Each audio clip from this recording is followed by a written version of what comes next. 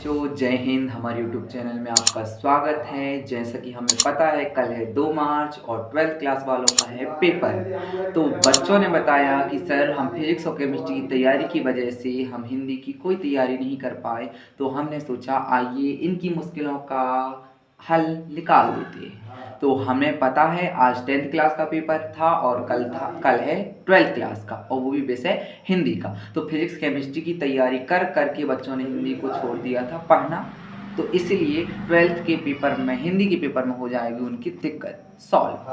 तो आइए सबसे पहले देखो, हमें समझना क्या है, हिंदी के पेपर में पद्यखंड गद्यखंड, उनके नाम और उनके लेखक और उनके कवि कौन है उनका नाम ध्यान रखिएगा। तो पद्यखंड की हम बात बताएं तो पदावली, पदावली यानी भक्ति, इसके लेखक यानी लेखिका कौन है, मीराबाई। भाई बहन, भाई बहन भी पद्यखंड का है, वात्सल्य। इनके लेखक या कवि कौन है, गोपाल सिंह नेपाल। अगला पद्यखंड क्या है, गीत प्रकृति चित्रण, जिनके लेखक कौन है, जयशंकर प्रसाद। और इसके बाद पद्यखंड क्या है, अरे तुम हो कालों के काल, शौर्य और देश प्रेम, जिनके हैं बालकृष्ण शर्मा नवीन। इसके बाद आता है पद्यखंड जैसे बसंत गीत, बसंत बसंती, लोभी, अमृत का घूंट, भक्ति के सूर्यकांत त्रिपाठी निराला, गजानन माधव मुक्तिबोध। ठीक है। पद्यखंड का है अगली नदी के दीप, जिनके क्या है, अज्ञेय। अज्ञेय का अर्थ ये पता नहीं है, जो ज्ञात ना हो।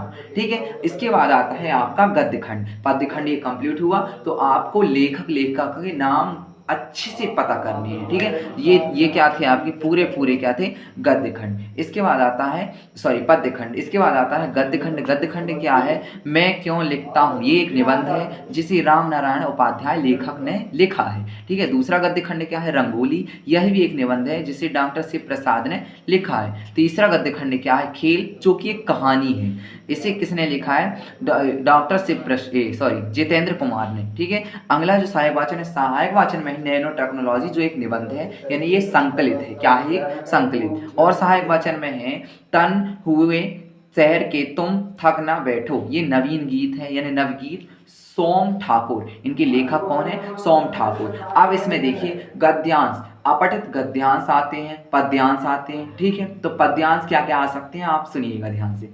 तो यहाँ पर पद्यांश क्या है, यह पद्यांश क्या है, बाल मृगा तोड़ी ज्यों ज्यों, ये पहला है किसका, गणेश वंदना का पहला ही पद्यांश है। ये 2017 में पूछा गया था। ठीक है, 2017 में, और अभी की दृष्टि से भी ये बहुत आईएमपी है।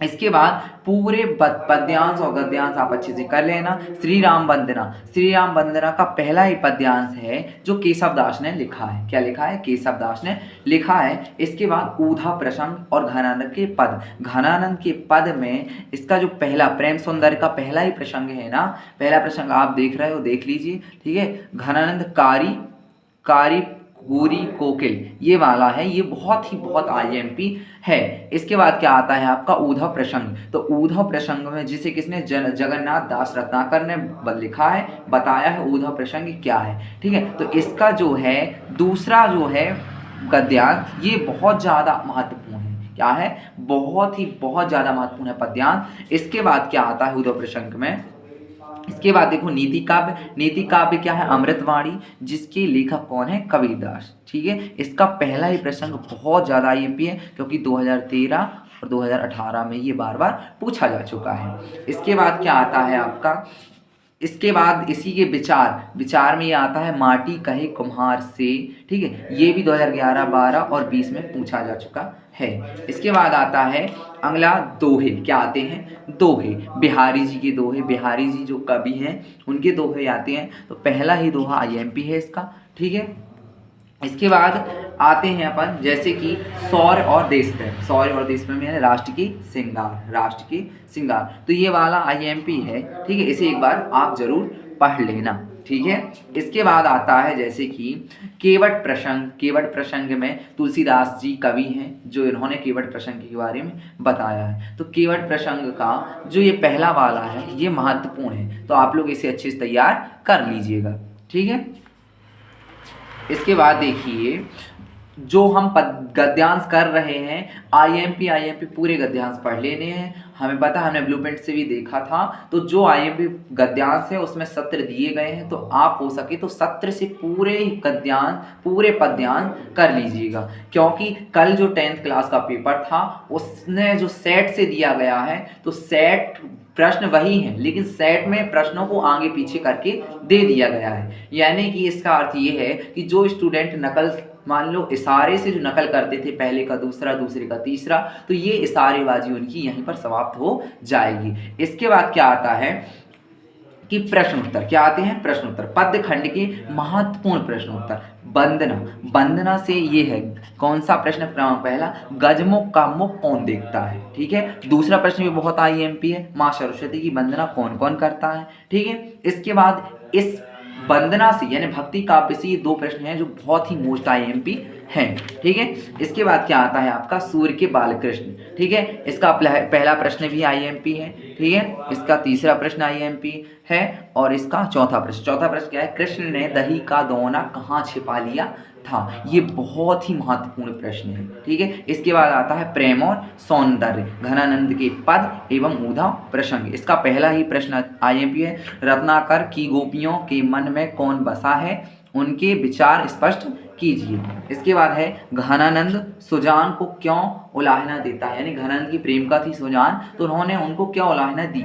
ठीक है। उद्धव के ब्रज आगमन की गोपियां पर क्या प्रायिकता हो, ये 2010 में पूछा गया था। ठीक है। नंद के आंगन में गोपियां क्यों एकत्रित हुई, ये 2014 में पूछा गया था।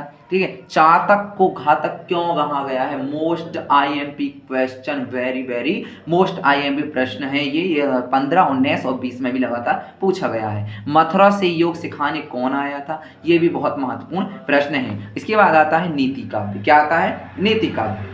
नीति काव्य में है जो ये आईएमपी बहुत ज़्यादा मोस्ट आईएमपी प्रश्न है, मिट्टी कुम्हार को क्यों सीख देती है, यानी मिट्टी कुम्हार को क्या सिखाना चाहती है। इसके बाद आता है कबीर ने शब्द की क्या महिमा बताई है। कबीर जी हैं जो उन्होंने शब्द की क्या महिमा बताई है। इसके बाद इसका प्रश्न क्रमांक चौथा है। ठीक है। जो आईएमपी है उन्हीं को बताया जा रहा है, जो इस साल इस सत्र में 2023 की परीक्षा में महत्वपूर्ण है, उन्हीं को बताया जा रहा है। ठीक है।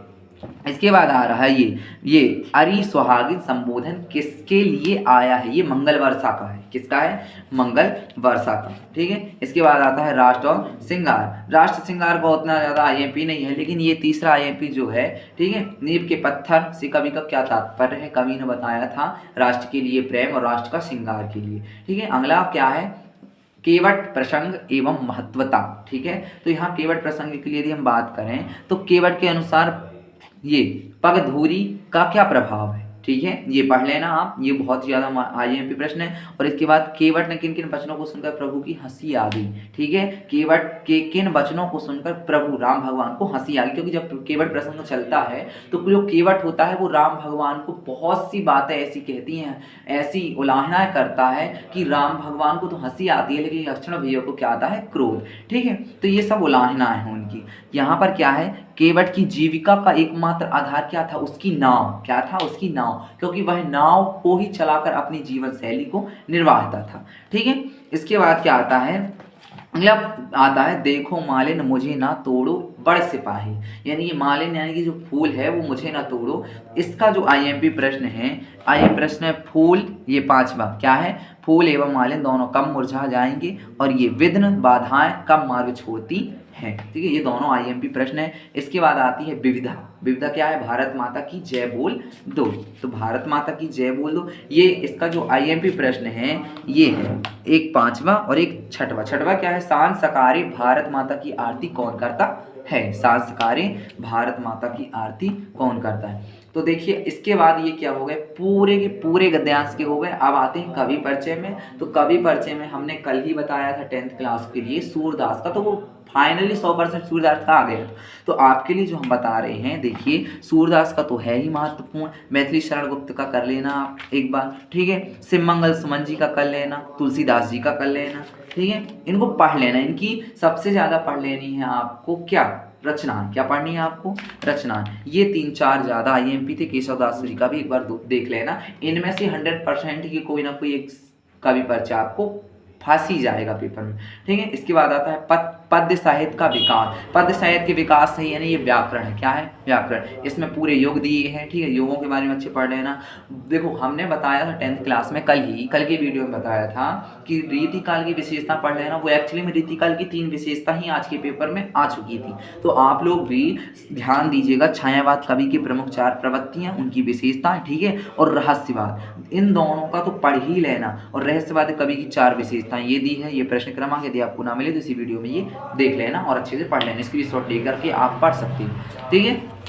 इसके बाद क्या आता है, आप ये अच्छे से ध्यान से देख लीजिए। इसमें पूरा का पूरा व्याकरण दिया है, जैसे प्रयोगवादी दिया है, प्रगतिवादी, काव्य विशेषता लिखी लिखा है, ठीक है, नई कविताएं क्या हैं, तो ये सब चीज़ें आप पढ़ लेना, व्याकरण है ये, ठीक है। इसके बाद आती हैं आपके ऑब्जेक्टिव। आपके ऑब्जेक्टिव कैसे पूछे जाते हैं, जैसे सही जोड़ियाँ दी हैं। उम्मीद करते हैं ये सभी चीज़ें आपको अच्छी से दिख रही हैं। इस वीडियो को अच्छे से देखकर पूरा लास्ट तक देखिएगा ताकि आपको सब चीज़ें समझ में आ जाएंगी, ठीक है। इसके बाद क्या दिया है, आपको पूरी की पूरी सही जोड़ी दी है, सत्र शहर की कौन सी सही जोड़ी किस स्थान में पूछी गई है, ठीक है। ये पूरे के पूरे खालिस्तान दिए हैं, पूरे के पूरे महत्वपूर्ण खालिस्तान दिए हैं जो कल के पेपर के लिए बहुत ज़्यादा आईएमपी है, ठीक है। आप लोग इसे ध्यान से बिल्कुल पढ़ लीजिएगा।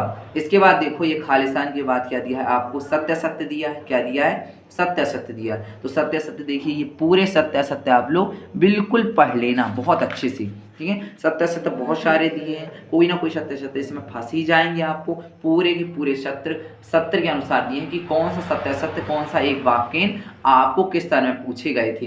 तो ध्यान से देखिएगा, ये एक वाक्य प्रश्न दिए गए हैं, एक वाक्य प्रश्न पूरे सत्र सहित दिए हैं आपको, तो सत्र सहित दिए हैं, तो इसलिए अच्छे से पढ़ लेना, ठीक है। इसमें देखिए सही विकल्प दिए हैं। सही विकल्प क्या दिए हैं, ये पूरे सही विकल्प दिए, पूरे के पूरे महत्वपूर्ण सही विकल्प हैं। इनमें से आपके प्रश्न पत्र में ही सही विकल्प आएंगे और इन्हीं में से आएंगे चुने हुए। अभी तो ये क्या हुआ गद्यांश। अब आते हैं महत्वपूर्ण गद्यांशों की व्याख्या। महत्वपूर्ण गद्यांशों की व्याख्या आते हैं ना, अपठित गद्यांश आते हैं, तो ये अपठित गद्यांश इनको देख लीजिएगा, पूछेगा तो इन्हीं में से पूछेगा, ठीक है। आप यहाँ पर देखिए, जैसे घर की वापसी का एक अध्याय है, ऊषा प्रियवदा ने लिखा है इसे, तो ये वाला बहुत ज़्यादा, गजाधर बाबू वाला, ये बहुत ज़्यादा आईएमपी है, ठीक है, गजाधर बाबू वाला, तो इसको आप लोग बहुत अच्छे से कर लेना। जैसे नए मेहमान, जैसे लिखा है उदय शंकर भट्ट ने, नए मेहमान का भी ये बहुत महत्वपूर्ण है, तो इसे भी बहुत अच्छे से कर लेना आप लोग, ठीक है। इसके बाद क्या है, ये पूरे के पूरे गद्यांश है, अपठित गद्यांश जो आते हैं ना वही है, ठीक है। जैसे गीता और स्वयं धर्म, इसे आचार्य विनोबा भावे ने लिखा, ये भी बहुत आईएमपी है, ठीक है। इसके बाद क्या आता है आपका गद्य खंड। क्या आता है, गद्य खंड के महत्वपूर्ण प्रश्न होता है। तो गद्य खंड में क्या है, ये भय भीरुता आशंका में क्या अंतर, ये मोस्ट आईएमपी है, ठीक है। व्यापार व्यवसाय किस प्रकार से भय आशंकित होते हैं, ये भी आईएमपी है। भय किन किन रूप में सामने आता है, ये भी आईएमपी है। और किस भय के कारण व्यापारी व्यवसाय से हाथ नहीं डालते, ठीक है।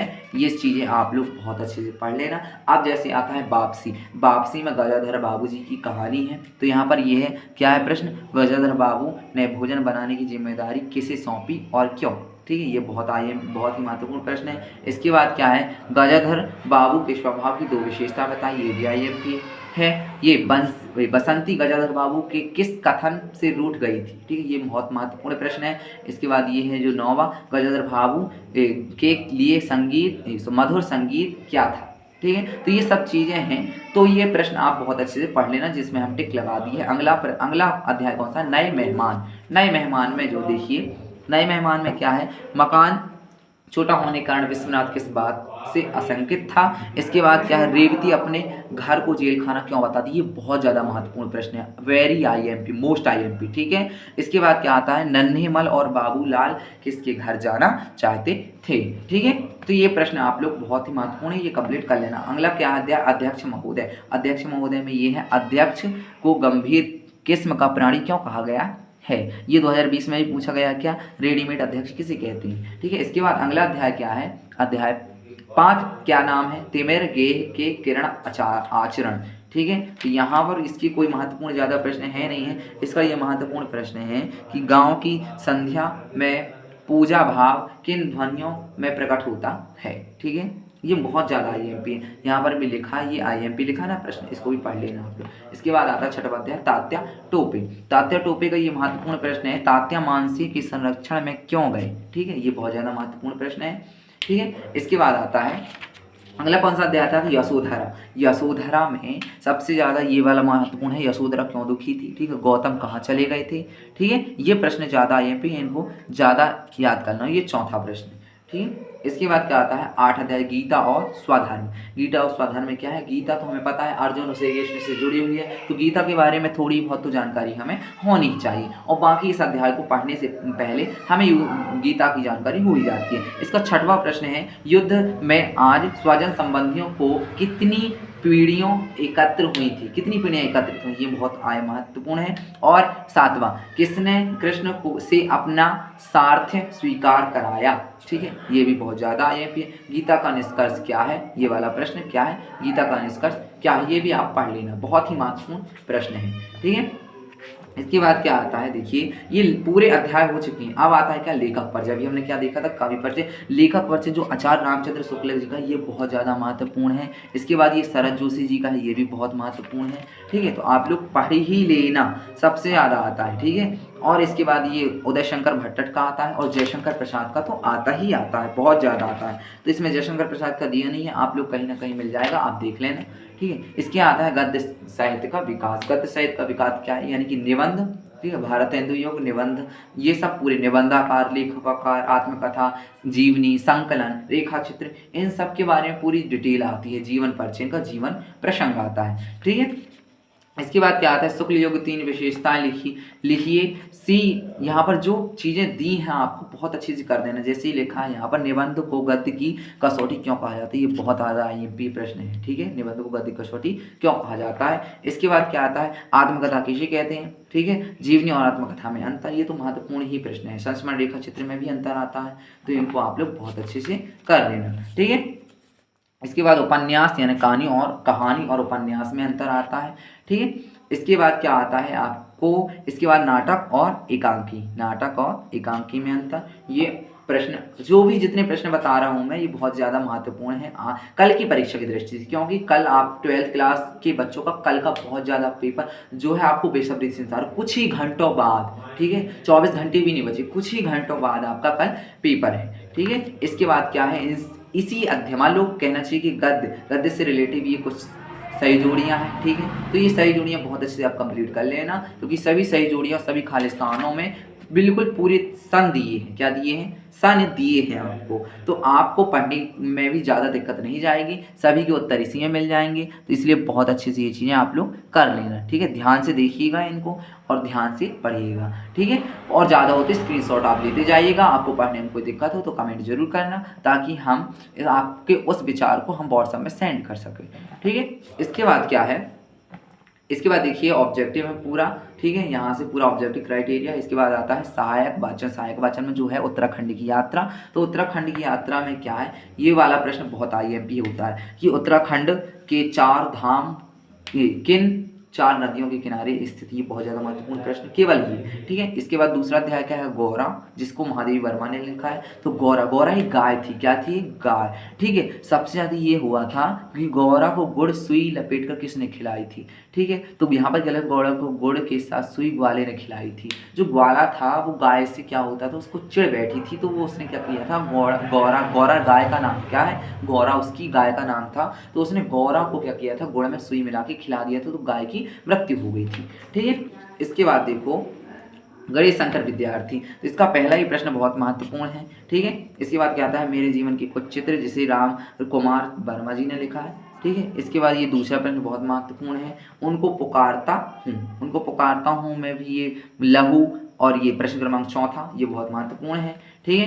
तो ये सब आप चीज़ें कंप्लीट कर लेना। ये सब सहायक वाचन के हैं, जितने भी महत्वपूर्ण प्रश्न हैं ये सहायक वाचन के ऑब्जेक्टिव हैं, ठीक है, इनसे भी ऑब्जेक्टिव आ सकते हैं, इनको आप एक बार अच्छे से पढ़ लीजिएगा, ठीक है, ताकि आपको कल की परीक्षा में कोई भी समस्याओं का सामना ना करना पड़े, ठीक है। ये देखो ये कुछ ऑब्जेक्टिव दिए हैं, ये सहायक वाचन से ही रिलेटिव है, ठीक है, तो आप लोग इसे अच्छे से कर लेना। इसके बाद देखो ये दिया है भाषा बोध, पाठकों के आधार पर कुछ चीज़ें दी हैं शुद्ध करना, यानी वाक्य शुद्ध करने को आते हैं, तो इनमें से पढ़ लेना, बहुत से ज़्यादा वाक्य शुद्ध करने को आ जाएंगे। ये पूरी व्याकरण है, क्या है? ये व्याकरण, ठीक है, तो व्याकरण पढ़ लेना आप लोग, क्योंकि व्याकरण ही हिंदी में बहुत ज़्यादा पूछी जाती है, व्याकरण इतनी ज़्यादा पूछी जाती है, क्वेश्चन आंसर और सबसे ज़्यादा व्याकरण ही होती है, क्या होती है? सबसे ज़्यादा व्याकरण, वाक्य रूपांतरण हो गए, ठीक है। इसके बाद क्या होता है, भाषा, मातृभाषा, राजभाषा का परिचय। तो आपको ये वाला आता है, ये प्रश्न बहुत आता है, राजभाषा की विशेषता। ये प्रश्न देखो अभी भी किसने 2013 में आया था, 2004 में आया था, 18 में आया था, ठीक है। और राजभाषा किसे कहते हैं ये भी आया था, और भाषा किसे कहते हैं ये भी आया था। ये तीनों IMP प्रश्न है, तो इनको बहुत अच्छे से कर लीजिएगा आप लोग, ठीक है। यहाँ पर ये देखिए विशेषताएं दी हैं, सभी चीज़ों की विशेषताएं दी हैं, भाषा, शैली, बोली, यहाँ तक कि अपनी लैंग्वेज भाषा यानी मातृभाषा, राजभाषा में अंतर, ये आता है 16 प्रश्न ना, मोस्ट IMP है। ये कब पूछा गया था, ठीक है, सन में पूछा गया था, 2018 में पूछा गया था, ठीक है। इसके बाद भाषा जैसे बोली, विभाषा, मातृभाषा और साहित्य भाषा। मुहावरा और लोकोक्ति में अंतर तो आता ही है ना, बहुत महत्वपूर्ण होता है। इन मुहावरों को अच्छे से पढ़ लेना, ठीक है। कौन सा मुहावरा कितना IMP है, ये सन साइड में दिया ही है और लिखा भी है मोस्ट IMP, ठीक है। तो आप लोग इनको कवर कर लीजिएगा। इसके बाद ये पूरा IMP प्रश्न दिए हैं, IMP मुहावरे दिए हैं, लोकोक्तियाँ दी हैं पूरी IMP, ठीक है। ये उससे उन्हीं से रिलेटिव, उन्हीं से बने ऑब्जेक्टिव। देखो ऑब्जेक्टिव का कुछ निश्चित नहीं रहता, ऑब्जेक्टिव कहाँ से आ जाते हैं, पूरी बुक के बीच से भी ऑब्जेक्टिव दे सकता है यदि आप अध्याय और पाठ को बहुत अच्छे से पढ़े होंगे, गद्य पद्य दोनों के और सहायक वाचन के, तो आपसे बहुत अच्छे ऑब्जेक्टिव बन जाएंगे, ठीक है। तो ये आता है यहाँ। इसके बाद आता है ये काव्यबोध। क्या है काव्यबोध, काव्य परिचय क्या है, मुक्तव्य काव्य, ठीक है, श्रव्य काव्य, दृश्य काव्य, ये सब काव्य क्या है, काव्य। काव्य के बारे में भी अच्छे से पढ़ लेना। ये है IMP प्रश्न, कौन सा, खंड काव्य महाकाव्य में अंतर, ये पढ़ लेना आप लोग, ठीक है। तो ये खंड काव्य और एक उदाहरण तो जरूर ही पढ़ लेना, जैसे पंचवटी हो गया, ठीक है, और रामचरितमानस हो गया। तो ये सब बहुत सी चीज़ें हैं जो रस में रस के अंग हो गए, ठीक है। तो रस के अंग जैसे कौन कौन से अंग है ये देखो लिखे, श्रृंगार, हास्य, करुण, वीर, भयानक, रौद्र, विभत्स, अद्भुत, शांत, वात्सल्य, ये सब रस के अंग हैं। इनके उदाहरण जरूर पढ़ लेना आप लोग। रस तो तीन ही प्रकार के होते हैं, विभाव, अनुभाव, संचारी भाव, ठीक है। इसके अंतर्गत, अनुभाव के अंतर्गत आता है स्थायी भाव, ठीक है। इसके बाद देखो आप लोग ये वात्सल्य रस की परिभाषा, ये IMP है, ठीक है। ये आती है वात्सल्य रस की परिभाषा, कभी कभी ये पूछ ली जाती है, ध्यान से देखिएगा आप लोग, ठीक, ये भी है। इसके बाद आता है आधोधन रस, रौद्र रस के स्थायी भाव, ठीक है। काव्य, काव्य के गुण। इसके बाद आता है छंद, छंद में रोला, उल्लाला, वर्णिक छंद, मात्रिक छंद, ये दिया है पूरा सवैया छंद, ठीक है। और क्या दिया है रहता है, जैसे गीतिका, दो मोस्ट IMP प्रश्न है, एक गीतिका हो गया और एक हरि गीतिका। ये दोनों प्रश्न लगातार कई वर्षों से पूछे ही जाते हैं, या तो गीतिका पूछी जाएगी या हरि गीतिका पूछी जाएगी। इसके बाद क्या आता है आपका अलंकार। क्या आता है अलंकार। अलंकार तो ये पढ़ ही लेना, जिसमें कि श्लेष अलंकार और यमक अलंकार, दो, ये दोनों IMP अलंकार है, बहुत ज्यादा महत्वपूर्ण अलंकार है। इन दोनों को तो बहुत अच्छे से कवर कर ही लेना, ठीक है। जैसे ये दिया है श्लेष अलंकार, ये वाला महत्वपूर्ण है। और यमक, यमक का उदाहरण क्या है, कनक, कनक के सौगुनी, मादकता अधिकार, या खाए बौराय, जग मा पाए बौराय, ठीक है। श्लेष अलंकार का उदाहरण परिभाषा जैसे कि रहीमन पानी राखिए, बिन पानी सब सून, पानी गए न उबरे, मोती मानस चून, ठीक है। ये सब चीज़ें आपको दी हुई हैं, इसके इसी से रिलेटिव ये आपको ऑब्जेक्टिव दिए गए हैं, तो इन ऑब्जेक्टिव को भी पढ़ लेना, क्योंकि कुछ ही घंटों का समय बचा है 12th क्लास के बच्चों, ठीक है। तो बहुत अच्छे से आप लोग ये अध्याय कंप्लीट कर लेना, ये पूरी प्रश्न बैंक एक बार पलटा लेना, ठीक है। फिर क्या दिया है अपठित गद्यांश, तो अपठित गद्यांश भी ये देख लेना, जो महत्वपूर्ण लगे, महत्वपूर्ण प्रश्नों की ही वीडियो हमने ये बनाई है ताकि आप तक ये प्रश्न पहुंच जाए और आप बहुत अच्छे अंकों से पास हो जाएं। यदि जितना मैंने बताया यदि इतना पढ़ लिए तो गारंटी है 75 में से 75 मार्क्स भी ला सकते हो आप, ठीक है। वरना आप यदि देखो ना पढ़ने वालों को तो कुछ नहीं, और पढ़ने वालों के लिए बहुत कुछ है, ठीक है। तो महत्वपूर्ण प्रश्नों की ही वीडियो इसलिए हमने बनाई है, ताकि बच्चों ने कमेंट में बहुत बच्चों ने बताया कि फिजिक्स और केमिस्ट्री की तैयारी और मैथ की तैयारी करने पर हम इतने बिजी हो गए थे कि हिंदी और इंग्लिश की तरफ हमारा ध्यान ही नहीं गया। तो हिंदी की तैयारी तो अभी कर लीजिए, बात है इंग्लिश की, तो जब इंग्लिश की तैयारी होगी तो हम उसका भी एक छोटा सा वीडियो बना देंगे। तो ये थे अपठित गद्यांश। अब आता है पत्र लेखन। तो पत्र लेखन में आज आया था नगर की साफ सफाई के लिए, ठीक है। इसमें क्या दिया है, चोरी, मोहल्ले की चोरी के लिए आपको लिखना है, ठीक है। तो ये सब चीज़ें आपको आवेदन पत्र ये देख लेना, आवेदन पत्र भी बहुत अच्छे से पढ़ लेना, कवर कर लेना इन सब चीज़ों को, 12th क्लास के लिए बहुत ज़रूरी है, ठीक है। तो ये सब चीज़ें आपको पढ़ना। ये देखिए आगे बधाई पत्र। बधाई पत्र भी आता है अपने मित्रों को हायर सेकेंडरी की उत्तीर्ण होने के लिए, ये भी बहुत ज़्यादा IMP है, ठीक है। और बधाई पत्र में ऐसा आता है कि जन्मदिन के लिए भी आता है बधाई पत्र, ठीक है।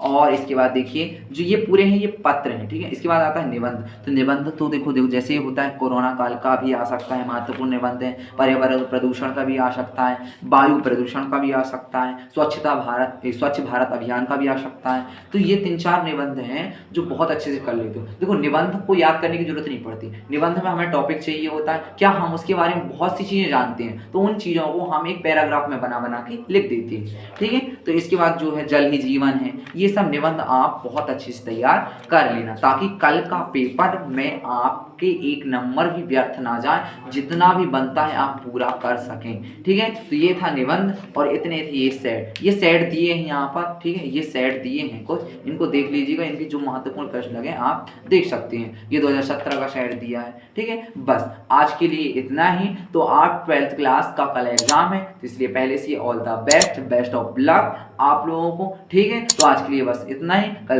कल मिलते हैं अगली वीडियो में, तब तक के लिए जय हिंद।